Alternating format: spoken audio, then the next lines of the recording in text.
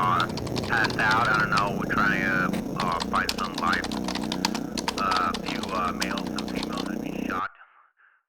Upon that, there's like 500 people. The Silent Call case of 2017 stands as one of the most chilling examples of how a desperate cry for help can become crucial evidence in solving a brutal crime.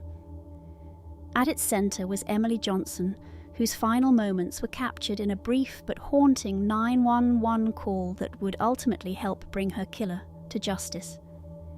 The events that unfolded that night would reveal a disturbing pattern of domestic violence and a carefully planned act of violence.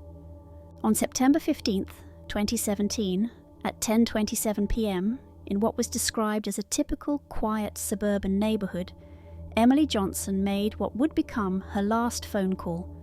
The call began normally enough. A 911 operator answered with the standard greeting. Emily managed only a few words, her voice trembling with fear. "Help! Someone's in my house!" Then abruptly the line went dead. The suddenness of the disconnection would later become a crucial detail in understanding the calculated nature of the crime. The immediate response followed standard emergency protocols. The 911 operator attempted to call Emily back multiple times, but there was no answer. This prompted an immediate police dispatch to Emily's address. When officers arrived, they encountered a scene that appeared oddly undisturbed from the outside. The house was locked from within, lights still on, but an eerie silence pervaded the property. This initial observation would prove significant as investigators pieced together the timeline of events.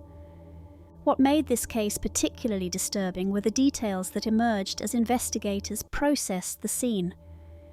Emily's body was discovered in the hallway, with her phone still clutched in her hand. There were no signs of forced entry, her purse remained untouched, and surprisingly there was minimal evidence of a struggle. These details suggested something far more sinister than a random home invasion. The careful preservation of the crime scene's appearance pointed to someone familiar with the house and its occupant. The investigation took a significant turn when detectives began examining Emily's recent communications and behaviour. Friends and family reported that she had been acting unusually distant in the days leading up to her death, suggesting she might have been aware of an impending threat. Her phone contained a series of messages that hinted at underlying tensions, though their full meaning wasn't immediately clear. These digital breadcrumbs would later prove invaluable in establishing a pattern of behaviour and potential motive. A crucial breakthrough came when investigators focused on Emily's estranged husband, Daniel Johnson. Despite initial claims of being nowhere near the scene, security footage told a different story. Daniel was captured on camera in the vicinity of Emily's house on the night of the murder, attempting to conceal his identity with a hat. This evidence directly contradicted his alibi and placed him at the scene during the critical time frame. The footage showed him methodically moving through the neighbourhood, suggesting premeditation rather than a crime of passion. One of the most disturbing aspects of the case was the possibility that Daniel might have been monitoring Emily's desperate attempt to call for help. The timing of the call's sudden termination suggested he may have been waiting for precisely that moment, knowing police response would be imminent. This added a particularly chilling dimension to the crime, the perpetrator actively silencing his victim's final plea for assistance. Investigators believe this demonstrated both his awareness of law enforcement procedures and his determination to complete his intended act before help could arrive.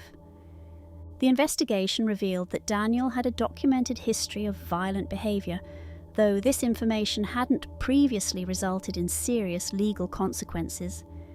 In the weeks leading up to Emily's death, witnesses reported seeing him in the neighbourhood multiple times, despite the couple's supposed separation. This surveillance pattern, combined with his attempt to disguise himself, painted a picture of careful planning and deliberate stalking behaviour. The case presented several haunting questions. Was Daniel listening to the call? Did he deliberately time his actions knowing emergency services would soon arrive? What transpired in those crucial minutes between Emily's cut-off call and the police arrival?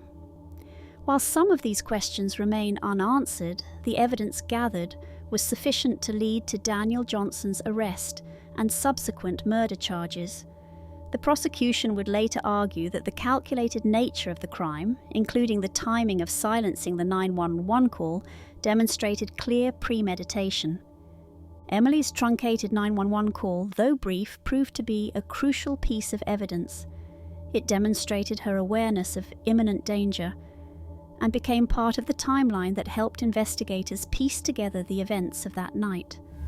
While the full details of her final moments may never be known, her attempt to reach out for help ultimately contributed to solving her own murder. The recording served as both a timeline marker and a powerful piece of evidence showing her state of mind in those final moments. The case highlights the critical role of emergency services and how even a brief call can become vital evidence.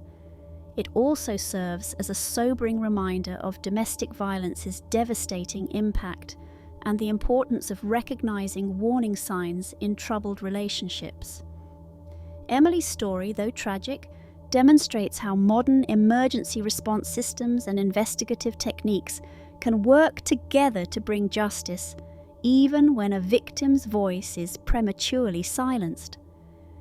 The silent call case remains a powerful example of how the smallest pieces of evidence, even a few seconds of audio, can help unravel a complex criminal investigation. While justice was ultimately served with Daniel Johnson's arrest, the haunting nature of that final, interrupted call continues to resonate with law enforcement and the public alike, serving as a stark reminder of the vital importance of emergency response systems and the tragic reality of domestic violence. The case has since been used in law enforcement training to demonstrate the importance of rapid response to interrupted emergency calls and the potential significance of even the briefest communications in domestic violence situations.